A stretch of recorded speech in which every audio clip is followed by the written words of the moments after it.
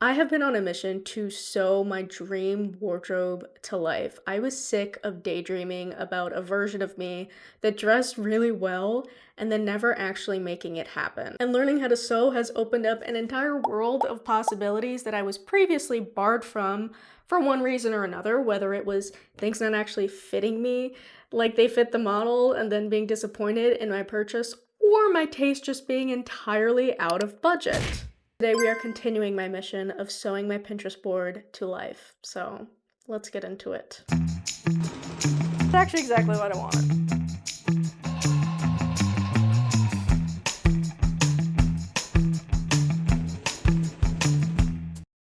Okay, I pulled up my Notion here so I can give you some visuals of what we're going for in this video. If you watched my video where we planned my spring wardrobe, you'll know that I did say a couple of things. One, that I'm going to pause making dresses and switch to making matching sets. That way I just get a little bit more wear and versatility from the individual pieces, but because they're a matching set, if I don't know what to wear, I don't have to go through the mental fatigue of pairing separate. I just have two pieces that go together and boom, I'm done, I'm ready. So for the first set, I have been seeing these tops. I love them so much. I don't know who the original creators are. There's a very wide range of very expensive versions of this top and then like Shein quality tops. But I know either way, it's probably not going to fit me to my preferred dimension, so making something like this is definitely the way to go. I always try my best to make items that are most flattering for my body shape, and because I have wider shoulders, wider necklines are best for me. They're more harmonious with my body, so an off-shoulder top is great for me versus something that's high and tighter that's better for someone with narrowness in their frame. I also think that it would just look amazing with a matching skirt that's kind of mini and ruffle. You'll get so much wear out of a mini ruffle skirt like this, especially with an elastic waist. It makes it so comfortable, and I could just pair it with so many different tops as well. Another thing you might remember that I said in that video is that I'm going to stop making things out of solid colors, especially white, unless it has some kind of pattern to it, and I still plan on doing that. However, I took a little scroll through my fabric log and I have too much fabric to be buying more. And so I'm gonna try to use up some of my remnants. This particular one is a cotton poplin with a floral eyelet pattern that I used to make this mirror palette dress. I have a good amount of it left and I think it'll be perfect for this project. I also found the perfect trim for the off-shoulder bit.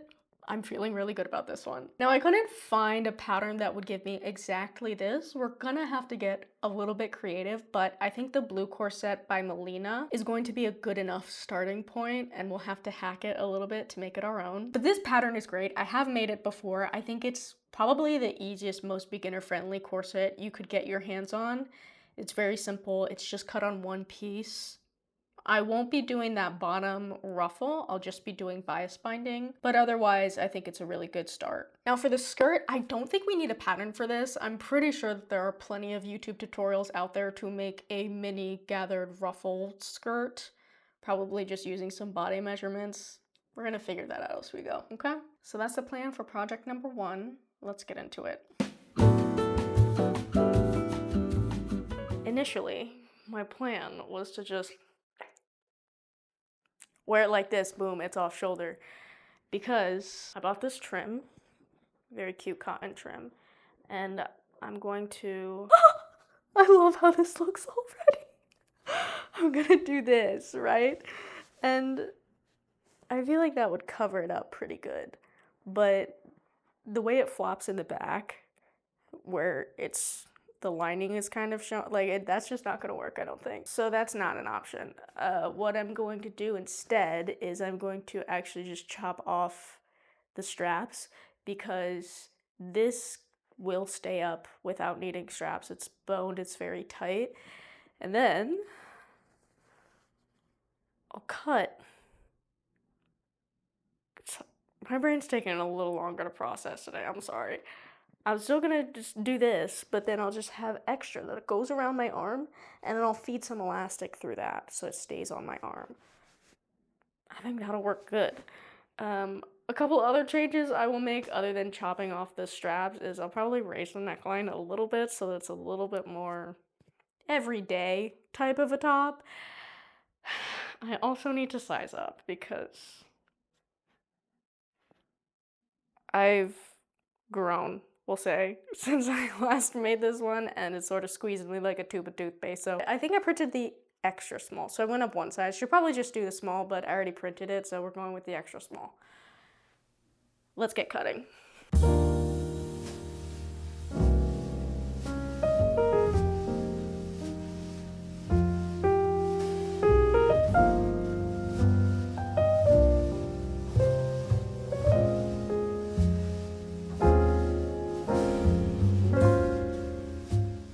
I actually needed 3 layers of fabric for this particular make because my fashion fabric, the pretty one on the outside, has holes in it. So I cut out the exact same piece out of a plain white cotton, and that's basically going to be the backing to the fashion fabric. And then the third piece I cut out is a cotton twill. This gives the corset strength and structure. You join those layers at the top edge, which would be the neckline, and then down the center back. And then I flip it right side out, give it a good press, and I'm using the paper pattern to guide my lines for the boning channels. Find that the best way to keep things flat and even without warping your fabric or getting things misaligned is to, instead of sew every single seam from the center all the way out, to just sew the middle seam of every grouping from the middle out. And once those center seams are kind of anchoring the fabric in place, you can go ahead and do all of the other boning channel seams. I have done it where I just do every single neighboring seam kind of in succession, and that just, it throws things off. I don't know how to explain it. You'll just end up with a lot of bubbling at the end where you don't have the same amount of lining fabric as the upper fabric. Just trust me on that, okay? Just trust me on that. And then I'll cut all of my boning to be the appropriate length for every single channel. And then we can tackle the trim.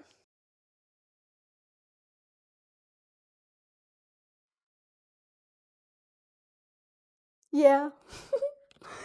Yeah, this is actually exactly what I wanted. This one just worked out, which is great. I needed an easy win. I love it, for starters. Additionally, more good news. I don't think I need to add elastic to this bit, which is great.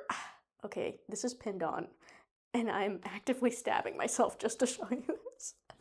I did think I'd need elastic in order to be able to wear it like this as well as off shoulder. Like, I wanted the versatility, and I didn't think that they would end up being the same length. Like, I thought the strap would need additional length, and I can feel like it wants maybe an extra ½ centimeter of length, so I'll probably add a little bit more just so that it's more comfortable. But I honestly just don't know how to add elastic to this trim specifically because of the way it's constructed without it showing on the outside or adding kind of an ugly zigzag stitch. I just can't figure it out. Now that I've worn it both ways, I don't think that the the frustration and extra step of adding elastic will really have that much payoff in terms of wearability. So we're going with it like this because I'm probably gonna wear it mostly like this anyway. Now we need to trim this and finish off both edges. I'm gonna sew it on by hand because I don't want an additional seam. If I sew it by hand, I can just catch one layer of the trim without bringing my needle all the way to the outside. And then I need to put bias binding along the bottom. I just want to say, by the way, especially for beginners, I feel like peak excitement for a sewing project is before you even start. And then as you kind of get into it, morale can slowly decline, right? And the key is to keep going until it's done enough to where you can try it on. Like, get your closure in there. Yeah, it's not hemmed. No, it's not finished. You still have 5 more steps to do, but just putting it on reminds you of what you're working towards, and that'll give you a boost to keep going. I feel like the most exciting parts of sewing is the first 20% of the project and then the last 10% of the project. And then the middle can be kind of have its ups and downs. But yeah, I just wanted to say that in case you get discouraged throughout the sewing process. Yeah, me too. Anyway, I'm gonna do those couple of things and then we're gonna move on to making a skirt, which I have no idea how to make a tiered ruffled mini skirt, and I don't think I have enough fabric.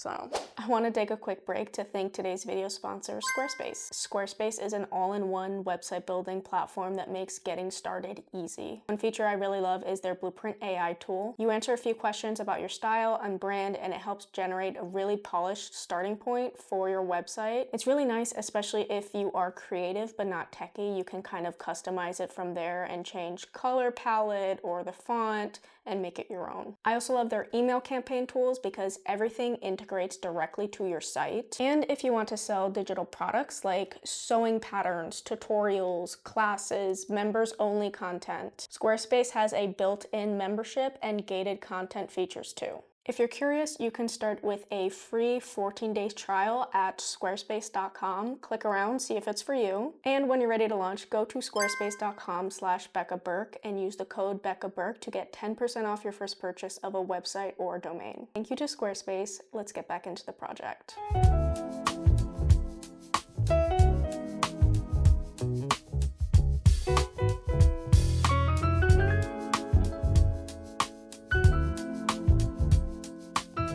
Not gonna lie, I've been procrastinating starting this skirt because I don't know why this one is intimidating to me. It seems simple enough. I've seen plenty of short form content of people kind of whipping this up in the matter of, an hour or so. There are just certain steps that I can foresee being challenging for a couple reasons. Like, there's holes in this fabric, obviously, so I would need to add a lining. It seems like there's kind of two ways of putting together a tiered ruffle skirt where the ruffles kind of are the skirt, or you make a base skirt and then sew ruffles on top of it. I don't know, I'm just not really sure which would be the best approach for me. I think it'll come down to how much fabric I have. So really, I'm just gonna start cutting out rectangles and see where that leads me. I did end up having enough fabric to create a base skirt, which will be made out of these two rectangles. I also cut the same rectangles out of a lining fabric. I then cut out 6 long rectangles to serve as the 3 tiers. So I have 3 for the front and 3 for the back. Then 2 smaller rectangles that will serve as the waistband. I tapered the top of the rectangles by 2 inches up towards the waistband so that it wouldn't be boxy. And then I curved the bottom hem as well. And then I moved on to hemming every single ruffle rectangle and putting gathering stitches along the top edge. This took an eternity. I divided the main skirt into 3 equal sections so that the tiers would be evenly spaced. Then I gathered those rectangles so that they would fit onto the base skirt. And I made sure to space them out to where they would overlap each other. That way the seams aren't showing. And then once the ruffles were attached, I went ahead and added the waistband. And this is where we're at. I have 2 of the exact same thing. One will be the front and one will be the back, obviously. This was a lot simpler to put together than I was making it out to be in my head. Specifically, one thing that was really tripping me up was I couldn't visualize how to assemble this to where the side seams aren't enclosing the ruffles, if that makes sense. I wanted the ruffles to be detached from the side seams, and every tutorial I was finding just has you putting these right sides together and then sewing down this side seam. But then the ruffles on the sides won't be able to be like free flowing, and I feel like that's part of the charm. So because I'm a very visual person, oftentimes I just have to sew until I get to the thing that is tripping me up, and then once it's in front of my face, I can then figure out a solution. Sometimes it's the only way for me. So with this in particular, now that I have it in front of me, I think I'm going to seam rip just the last 2 inches of each ruffle, and then sew the side seams of the base skirt together, right sides together. And then where the 2 pieces meet, I can sew the ruffles together on their own to each corresponding ruffle, and then sew the portion that I seam ripped back down to the base skirt. Truly, I hope this makes sense. Maybe the B-roll will help, but I think that solves my problem, and I can't see why that would look bad or be an issue, so we're gonna try that with maybe just 1 ruffle, see how it looks, and if it's okay, I'll keep going. Okay, so that totally worked. I have the side seams of the base skirt sewn and then the side seams of all the ruffles sewn, but the ruffles are detached from the main side seam, so they can kind of flop around freely. I guess it was kind of an unnecessary adjustment, maybe a little bit of a waste of time, but I think I'm gonna like this just a hair more than if the ruffles were enclosed. Anyway, if I were to do it again, I guess I would assemble the base skirt side seams and then sew the side seams of the ruffles together and then attach the ruffles to the completed base skirt. That way I wouldn't have had to backtrack and seam rip. But I got there anyway. I did make the lining skirt. This is the exact same dimensions as the base skirt. And the way I'll attach this is fold the waistband down and over the top edge. And then we're just inserting some elastic. So this is a pretty simple one, pretty quick, as long as you kind of know what you're doing. So I made the mistakes for you if you wanted to give this a go.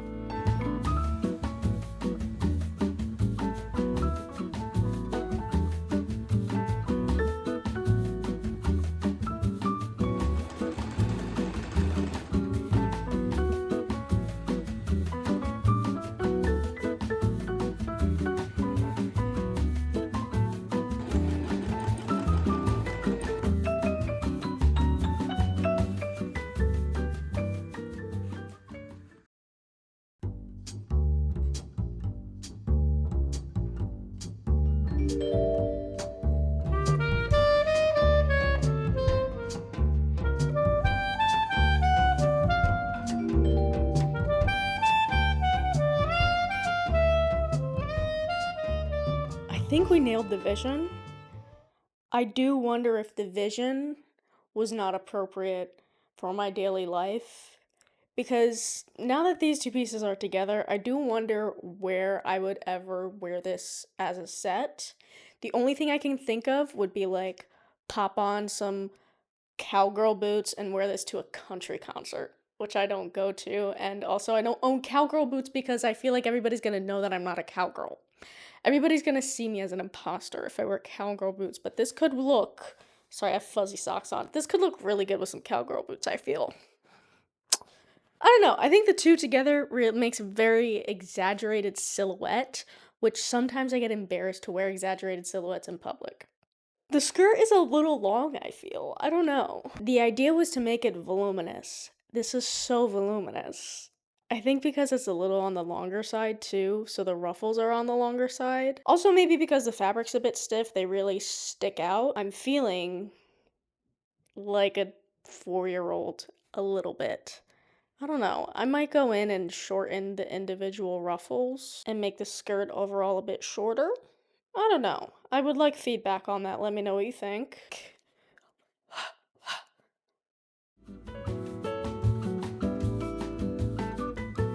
This particular photo has been on my Pinterest board for a very long time. This is a House of CB dress. I don't think they sell it anymore, but I believe that the set was about $400, if I'm not mistaken. But I really love this neckline style, kind of square, but not overly angular. And then the straps are very wide set. That is, again, most flattering for somebody with width in their frame. For style roots, I always try to make sure that at least 2 of my top 3 are represented in everything that I make. This one does have flower and fire, which are my top 2, and then I think it also has mountain, which isn't one that I typically gravitate towards, but if I'm being objective about this, I'm pretty sure that there's a little bit of mountain represented in this set. If you don't know what I'm talking about, it's just a system that I use, developed by Ellie Jean. I'll link it below. It's really fun to figure out what your top 3 style roots are and then try your best to make sure that everything you make kind of falls in line with those style roots, and then your wardrobe is a little bit more cohesive and more intentionally you. This is the overall vibe we're going for, although I do think I want to kind of lean away from the gathered milkmaid style and do something that is flat with princess seams. Again, couldn't find a good top pattern for this, but I did scroll through my pattern library of ones I've already purchased. And the Mattia dress by Vicky Sews is a pattern I've wanted to try but haven't gotten around to. So I think it's a good starting point because it has a very similar squarish neckline with wider set straps. and princess seams. And if I cut the skirt portion off and just do it as a top, close up the center back seams, and instead of doing a zipper back there, I'll do a button placket of sorts down the center. That's gonna take some experimenting, I'm not gonna lie. The original has hook and eye closures down the front. I don't really like that because then your skin is peeking through. So I'm gonna go for buttons, even though my machine never wants to do a buttonhole. For fabric, this is just some remnants that I already had from a previous dress that I made. This one was a bed sheet, so I can't really link it, but I will find some similar fabric if you're interested. I plan on adding some lace to the neckline and the hem of the shirt as well as the skirt. For the skirt, if I look at this, to me it seems like the top portion is a half circle skirt, and then attached to that is probably just a very long rectangle that's been gathered up to fit the bottom hem of the half circle skirt. I want mine to be an elastic waistband because I want to avoid putting in a zipper as much as I can, and I do think elastic waistbands are just more comfortable. We'll start with a mock-up and see if adding a button placket is even feasible, and we'll go from there. I did make a mock-up. It actually turned out pretty well. It's a little tight, so I'm gonna give myself a bit of ease along the side seams. And then for the centerpieces, I wish I could tell you in detail how I adjusted them. It's been about a week since I did the mock-up and I kind of forgot what I did, but I still have the pieces. So I'll be tracing these. What I can say is that the one that will have the button holes is a bit wider than this one, because this one I will be attaching a button placket, which will be a rectangle. I believe it's going to be 2 inches wide, that I fold in half and attach at what would be the center front seam. I also made the button placket about a 1/4 inch shorter than this one because I don't want the button placket to go all the way up. It'll be about 1/8 of an inch below the top edge and the bottom edge. I've been referencing this video a lot, which is actually the tutorial for the next project, but I have found it very helpful to sort of visualize how a top like this should be constructed. So now that I have the game plan, I'm just gonna start cutting out all the pieces and assembling the shell and the lining.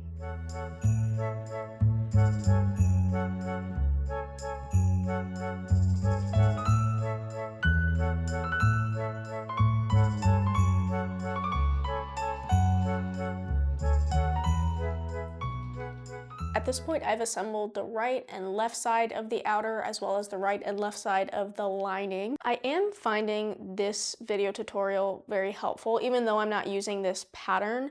This sequence of steps and order of construction is very applicable to what I am trying to do here, turning something that had a center back zipper into a top that has a center front button placket. To be completely honest, not a pattern hack I would recommend to anybody. It's really throwing a monkey wrench into my plans, and it's just kind of tough. If I were to do this again, I would either just do a separating zipper in the back, keep it where it is, or on the side. Separating zipper on the side would work fine too. And then do faux buttons down the center front. I don't know why I didn't think of that. I really made this way harder than it had to be. If you plan on doing this for some reason, that's honestly what I would do. You get the look of the buttons without all of the hassle of having to add a button placket and make sure that the pattern pieces align, and it just, that's what I would do. My next challenge is I did want to add lace along the neckline. Let me grab it so we get a visual, because this is stumping me. How the heck does one attach lace to a neckline that meets in the middle via plackets or whatever? Like, what do you do with the raw edge of the lace? It's not like you can hide it in a seam. There's no seam. I'm so confused. Like, do you just fold it over? You can't really hem lace. Like, how do you make that finished off nicely? It's really confusing me. I'll be honest, I don't know what to do here. Worst case scenario, I can go get a separating zipper and I'll just redo the center front pieces to the original.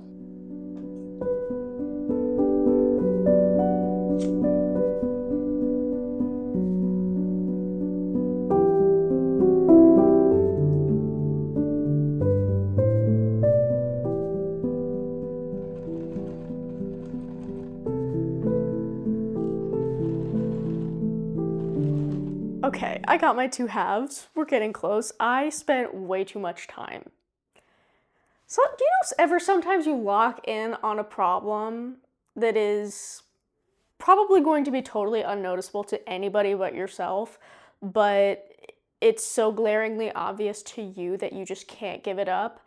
That was me with this lace. What I really wanted to do was make sure that the lace would end up being a perfect 90-degree angle here at the edge, and that both edges would line up in terms of the pattern and shape, and then also that there would be no kind of cut raw edge of the lace without it looking obviously rolled over. There was a lot I was trying to, and then when you take into account seam allowance and understitching and the button placket, it was a lot. I ended up finding that not attaching the lace all the way towards the edge of the seam allowance is the way to go if you want it to be a 90-degree angle, because once I understitched that seam allowance and once this seam is sewn, the edge of the lace is pulled down and it creates this slope that I really didn't like. Do I think it was worth all the time I took seam ripping and redoing it? No, I don't. I should have just gone with the first version.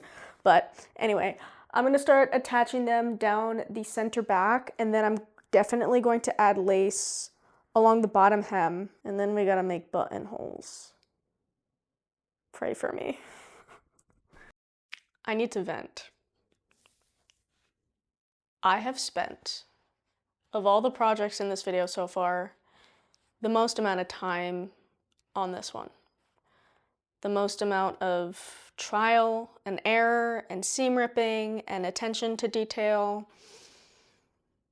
And the end was almost in sight. Closed up the back seam, closed up the front seams, added lace trim to the bottom. All I had to do was close up the bottom and add the buttonholes. Let me show you what happened. Here's the side that works. So this is the outside, this is the lining. This seam, these 2 pieces at the bottom match in length, as they should. This side, lining, outside. How did that happen? How is this one so much shorter than this one? I'm so confused. So confused. Like, they all line up. How are they just getting progressively longer? I'm so confused. And yeah, the fix to that is a simple one. I just have to trim everything to match the length of the one short one.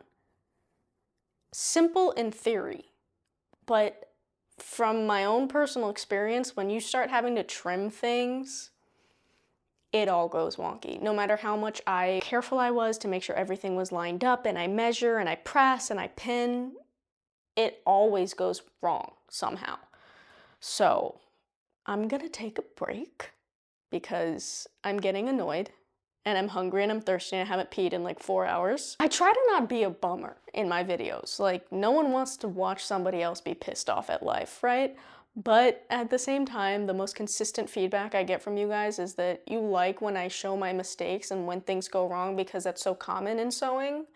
So I don't have any words of wisdom other than take a break. So I'm gonna go have a snack, and I will finish that, not on camera, because you've seen enough. And I'm definitely gonna simplify the plan for the skirt because I've just about had it. And we haven't even done the buttonholes yet.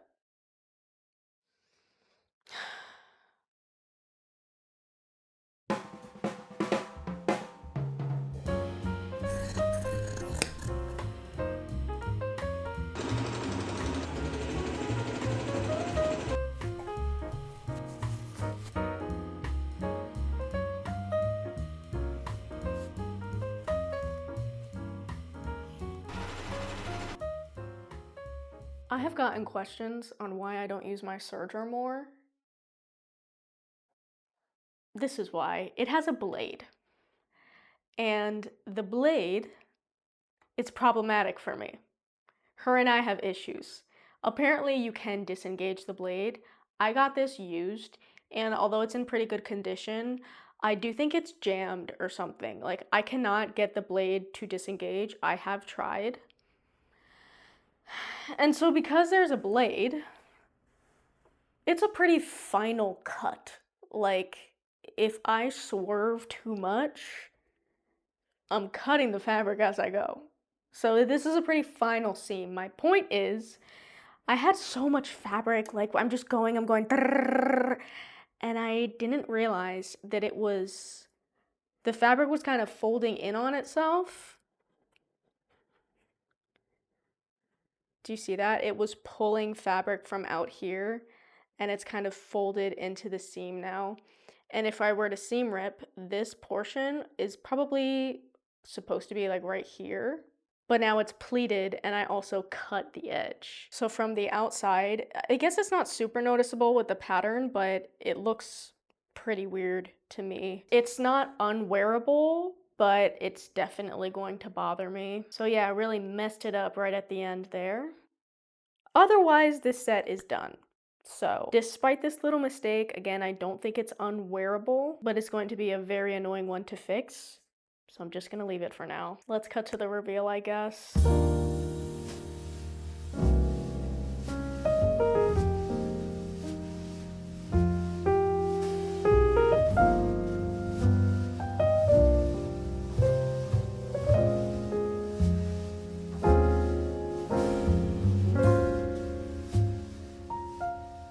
This set had its challenges, but oh my goodness, I'm so glad I persevered. I love this set so freaking much. Gonna get a lot of wear out of the skirt, even though it is a little wonky. On top of that serger disaster we had, I remembered that I forgot to let the circle skirt part hang. Which, if you don't know, a circle skirt, part of it is on the bias, so it will sort of stretch out, and then the bottom part won't be level all the way around. You have to trim off that excess that's stretched longer, and I didn't do that before adding the gathered rectangle, so on top of the serger disaster, we got a little wonkiness from the circle skirt happening.